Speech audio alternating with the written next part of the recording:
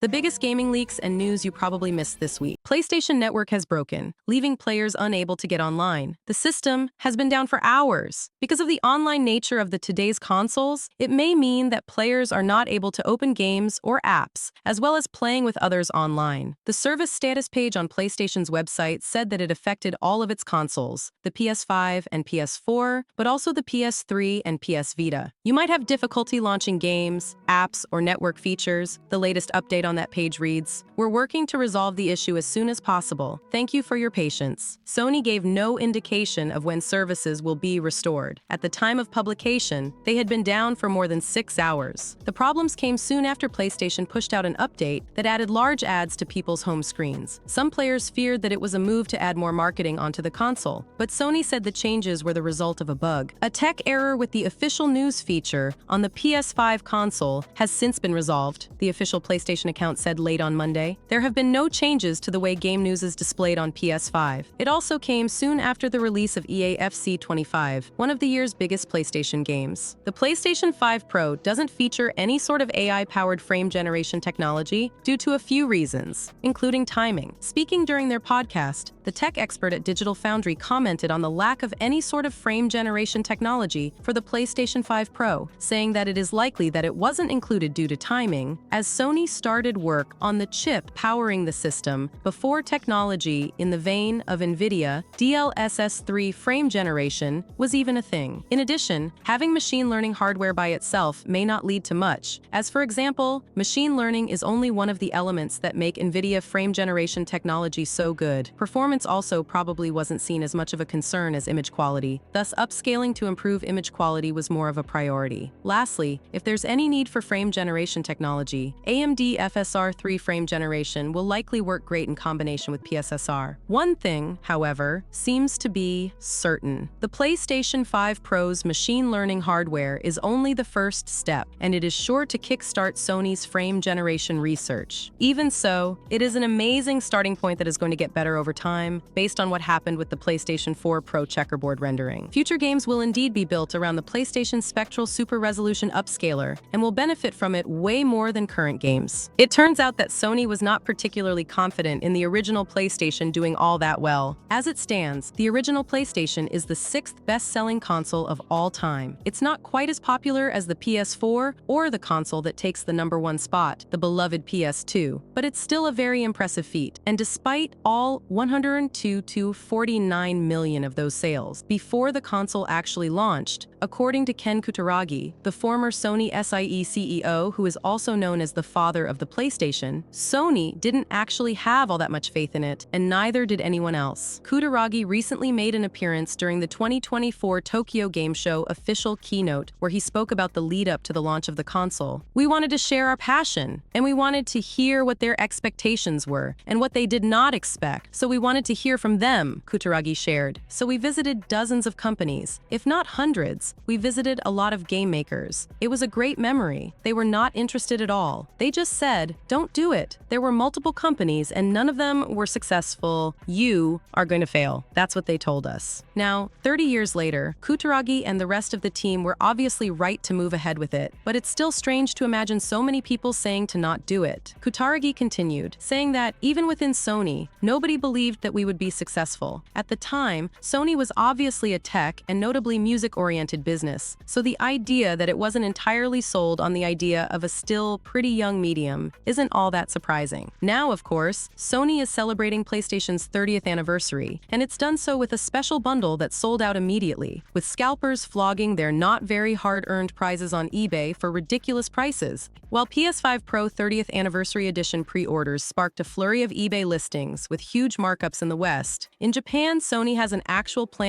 As spotted by Automaton, the Japanese PlayStation homepage confirms that anyone who wants to pre-order the PS5 Pro 30th Anniversary Edition in Japan has to meet the following conditions: have a PSN account registered in Japan, and have at least 30 hours of PS4 or PS5 runtime on the account between February 2014 and September 19, 2024. Japanese users are thankful to see at least some measures in place, but still many think that more could have been done. While employing a similar PS4 or PS5 runtime requirement in the West wouldn't have made it impossible for scalpers scalpers to take advantage of the scarcity of 30th Anniversary Limited Edition. At a 90-minute stage event on the final day of Tokyo Game Show over the weekend, Hideo Kojima revealed key details surrounding several characters in the upcoming sequel Death Stranding 2, On the Beach, along with an engaging and overhauled photo mode. The game's release date, slated for 2025, remains unknown. Most of the announcements concerned the Japanese voice cast for Death Stranding 2. Tsuda and Mizuki will reprise their roles as Sam and Fragile from the first game. Sugita, a performer known for his boisterous delivery, will play the diminutive Dolman, a miniature living being. Footage showed Sam carrying Dolman attached to his body like one might clip a keychain or pendant to their backpack. Wakayama, an up-and-coming performer who won the Best New Actor at the 2023 Seiyu Awards, will voice Tomorrow, a character modeled after actor Ellie Fanning. A short scene showed Tomorrow chatting with a visibly pregnant young woman named Rainy, played by Shioli Kutsuna. Kutsuna, best known for her recurring role of Yukio in the recent Deadpool films, originally performed all her scenes in English with the rest of the star-studded Hollywood cast, but will provide her own voice for the Japanese dub. She addressed the crowd via a pre-recorded video letter and praised Kojima for his uniqueness, saying that she had never experienced a shoot like this before. Kojima showed off 2 flashy means to enjoy viewing the characters of Death Stranding 2. A new photo mode lets players virtually hang out with the Drawbridge crew in-game. As seen on a screen above the TGS stage, Fragile, Tomorrow, and Sunny casually goofed around, posing and dancing for the camera. Clicking the shutter produces a Polaroid-like image, adding to the verisimilitude of the experience. Another sequence showed Dolman dancing on a small table for Sam. The player can pitch and rotate the camera in real time. Initially alone, identical doubles, Dolman perhaps, joined him as part of a fully coordinated and choreographed routine. A virtual Daiichi Miura also beamed in, taking the lead and singing vocals. This new single, Horizon Dreamer, will hit various music streaming services at midnight, Japan time, on Monday, September 30th. With the focus on Japan, Kojima revealed a couple of upcoming merchandise opportunities for local fans to enjoy new Death Stranding gear. Designer Errolson Hugh came onto the stage bearing new jackets which he said he designed, along with Kojima and artist Yoji Shinkawa for both the in-game characters and real-life fans. Kojima Productions already offers the jackets for sale online for 248,600 yen a piece,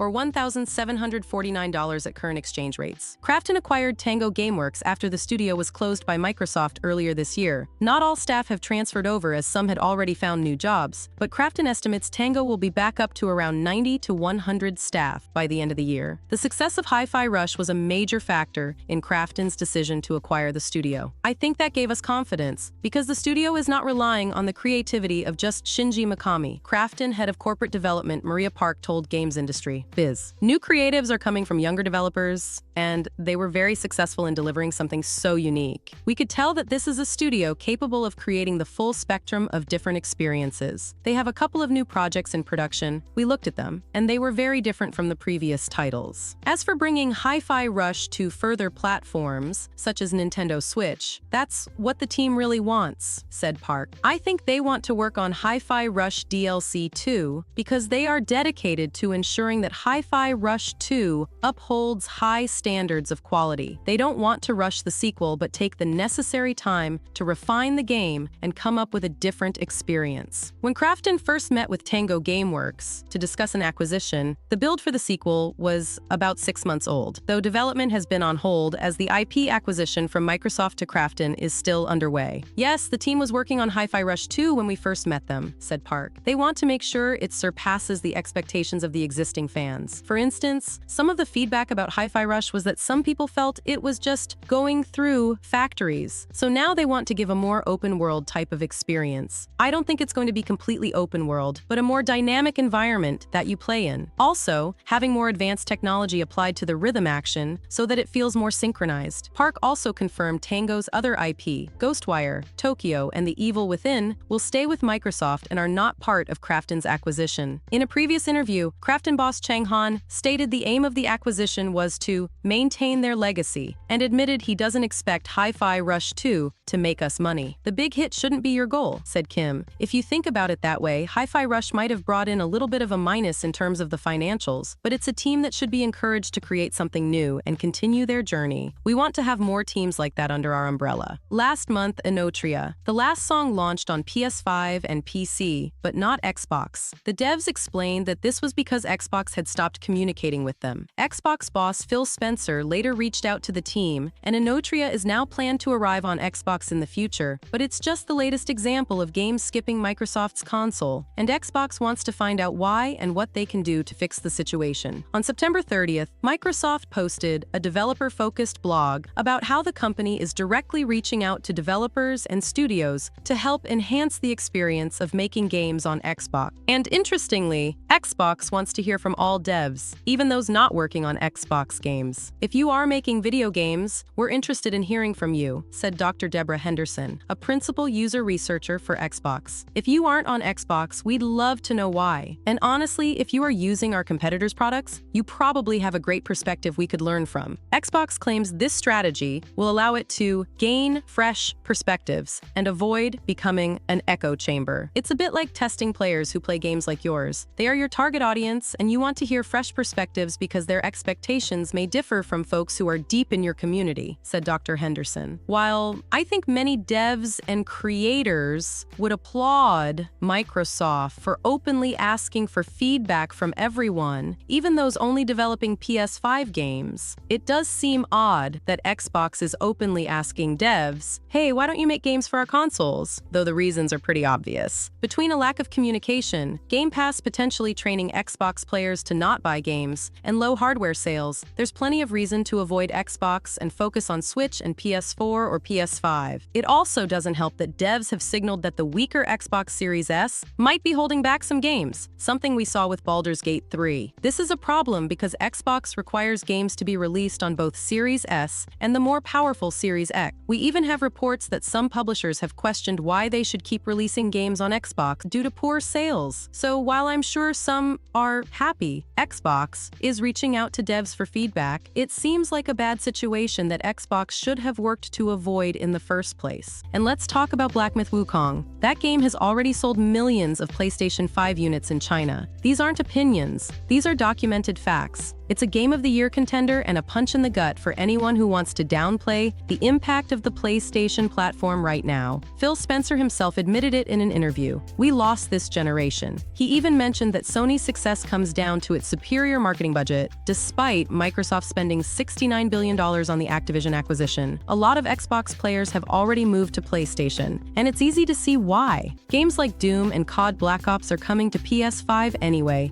And as for Indiana Jones, PS5 players aren't exactly clamoring for it. I'm not saying Xbox should fail, I want it to do well, but let's not forget that Phil Spencer himself essentially threw in the towel. He knows Xbox has to bring games to PlayStation just to stay afloat. Has to be better games that more people can play. If things don't change, Xbox could end up as the next Sega, another company forced to step out of the hardware race. In an announcement from Ubisoft last week, Assassin's Creed Shadows was delayed to February 14, 2025, with Ubisoft saying the team needs more time to polish and refine the experience, pushing further some of our key features. Speculation online has suggested that Ubisoft could be removing Yasuke, one of Shadow's two protagonists, but a report from Insider Gaming claims that Yasuke will be staying in the game. Apparently, Ubisoft is looking to address some of the historical and cultural concerns many players and the Japanese community have raised since the game's reveal. As such, Yasuke's portrayal in the game and some of his story could be altered, with parts of the wider world, such as architectural details, possibly addressed too. Insider Gaming reports that historical experts were brought on too late for a game of Shadow's size, and miscommunication between teams and a rush to meet deadlines all led to issues falling through the cracks. As for the need for polish, there have reportedly been a number of changes to gameplay mechanics that could take time to add in. According to several Insider Gaming sources, the Assassin's Creed Shadows team has apparently been calling for a delay for some time, and despite their calls having been heard at other studios, Shadows, Ubisoft's top brass appears to have ignored them. In a follow-up post from Insider Gaming's Tom Henderson on X, the delay will reportedly affect the Assassin's Creed launch pipeline. Although all reported Assassin's Creed games are apparently still in development, including the Black Flag remake. Another report suggests that Star Wars Outlaws' poor sales is one reason for Assassin's Creed Shadows' delay. To many, it comes as no surprise that Star Wars Outlaws has only sold 1 million copies since it launched. This game was set to be Ubisoft's biggest game, as this is the game that they funneled the most time and money into, but it has been a huge detriment to Ubisoft and has led to Ubisoft's share prices dropping to a stark low. While some gamers have enjoyed this game, it has received a bunch of low scores and, as a result, has only sold 1 million in the month of its release. As a result of the failure of Star Wars Outlaws, Ubisoft has taken this as an opportunity to turn it into a learning curve for Assassin's Creed Shadows. Considering the amount of money Ubisoft funneled into this game, they were shocked at how poorly the general audience received it. Before the game was even released, Ubisoft revealed details of their Season Pass roadmap for Star Wars Outlaws, which, as a whole, is quite a predatory move, as only those who own it would get access to new quests and a story to complete. Upon release, the director of Star Wars Outlaws also expressed his surprise about the Metacritic score, despite the score at that point not being bad, and received a 76, giving it the generally favorable status. Ubisoft has commented that the game's performance proved softer than expected, and it's possible that this is why Assassin's Creed Shadows has been delayed. Since the announcement of Assassin's Creed Shadows, the game has been nothing but controversial. Some were outraged by the inaccuracy of the story in the game, as well as people from Japan urged Ubisoft to either cancel the game or reshape it due to the problematic merchandise they revealed. The merchandise was of the protagonist of the game, standing on a one-legged torii gate, of which there is only one in the entirety of Japan. This particular torii gate is a huge piece of Japan's history, as it is a reminder of the atomic bomb dropped on Nagasaki. Before the Tokyo Game Show started, Ubisoft quickly announced its self-removal from the exhibition and the cancellation of the live stream. They then announced the delay of Assassin's Creed Shadows, with the game's release date being moved to February 14, 2025. The company has claimed that the delay comes after the learning from the Star Wars Outlaws release, as developers continued to push for a delay, but was consistently ignored by those at the top. Sources have claimed that the team has taken the criticism on board and is now working to address the historical and cultural concerns, which started during external playtests as well as mass feedback after the initial reveal. Yasuke's story is now being tweaked, as well as his portrayal in the game and architectural fixes. According to sources, historical experts were hired very late into the development process of Assassin's Creed Shadows, and this led to a lot of miscommunication between teams.